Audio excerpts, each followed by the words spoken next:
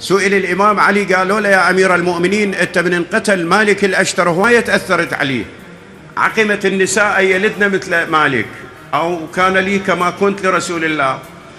قالهم هو وصف مالك هواية ترى تكلم به، بس وحدة هذا اللي محل الشاهد. قالهم مالك لو كان في ليلة ظلماء وفي غابة موحشة ووضع رجله على بطن لبوة لما رجف قلبه. تسمعت الوصف؟ لو ليلة ظلمة غابة وحشة، اللبوة ترى أنثى الأسد اللي هي شايفيها بحياة الحيوان أشرس من الأسد بالقتال، أشبالها يمها ونايمة بالليل وواحد يرفس ببطنها، شلون قبتها بوجهه.